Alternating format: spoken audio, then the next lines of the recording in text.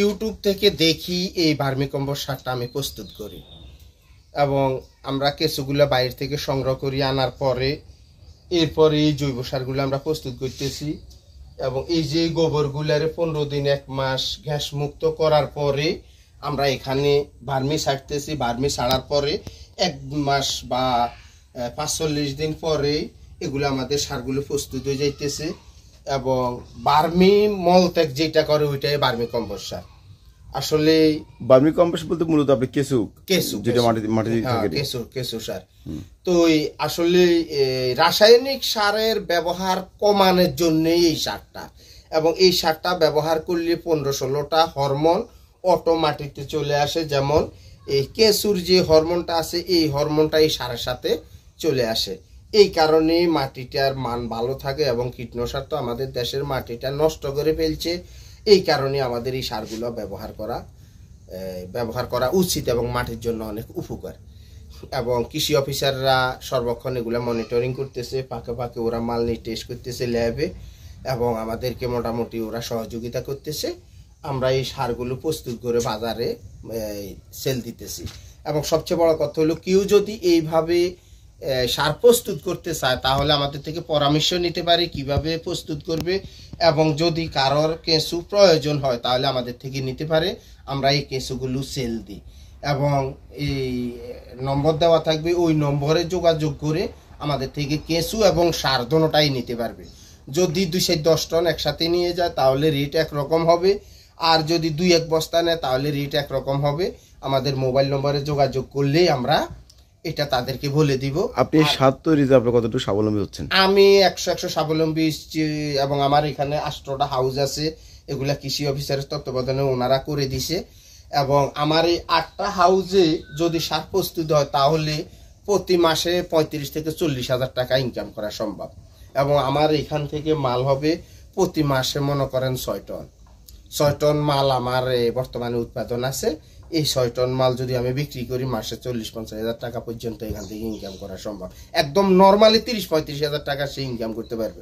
এবং সবচেয়ে বড় কথা হইলো, যাদের গরু আছে তারা ওই গোবরগুলো ফেলে না দিয়ে, অপচয় না করে ওটা দিয়ে সার করে নিজেও স্বাবলম্বী হতে পারবে এবং দেশকেও স্বাবলম্বী করতে পারবে। এবং মাটির স্বাস্থ্য ফিরিয়ে আনার জন্য প্রতিটি কৃষকের প্রয়োজন হলে এই সারগুলো ব্যবহার করা।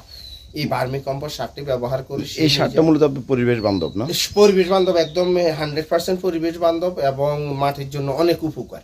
যেমন কীটনাশকের ওষুধ, আমরা সকল সবজিগুলো খাই, এখন আমাদের হার্টের রোগ, কিডনির রোগ এবং ডায়াবেটিস, কিন্তু ওগুলোর মাত্রা কমিয়ে, যেমন যদি আগে 25 কেজি ব্যবহার করতে এখন 10 কেজি ব্যবহার করব, আর এই সারগুলো ব্যবহার করব, এবং পরের বছর 5 কেজি ব্যবহার করব, পাশাপাশি এই সার ব্যবহার করব।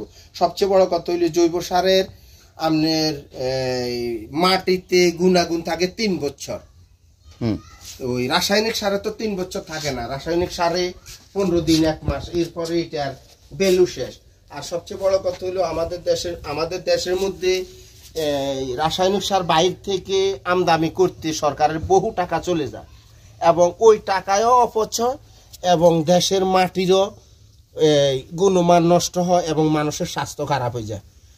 এই কারণে আসলে এই সারগুলো ব্যবহার করা। এই যে আমাদের কাছে প্রচুর ভার্মি আছে, কেঁচু আছে, যদি লাগে কারো তাহলে তারা নিতে পারবে এবং আমাদের সাথে যোগাযোগ করলে দেওয়া যাবে। এই যে এই সারগুলো আমাদের রেডি, আমরা এই সারগুলো তুলি, আবার এই চালনি করে, আমাদের মেশিন আছে, চালনি করে আমরা দিয়ে দিব। এই কেঁচুগুলো যেগুলো দেখা যাচ্ছে পরে ওই সময় কি ওগুলো এগুলো আমরা চালিয়ে এলাম, ওখানে আমাদের মেশিন আছে, মেশিনে আমরা এটা সেপারেট করিয়ে এলাম। আমরা ওখান থেকে একটা ইয়ে নিই, ওই কাপ থেকে একটা ইয়ে নিতে হবে, কৃষি অফিসারের তরফ থেকে দিছে, এবং একদম প্রস্তুত রেডি সার হইল এটা। এটা কি আপনি সরকার দিচ্ছেন নাকি? এই মেশিনটা এগুলো আমাদেরকে কৃষি অফিসারে দিছে, এগুলো সম্পূর্ণ সরকারি ভাবে দিছে। আমারে প্রায় 1-1.5 লাখ টাকার অনুদান দিছে। এইটা হইলো অরিজিনাল সার, এইটা হইলো একদম ফ্রেশ রেডি সার হইলো এটা।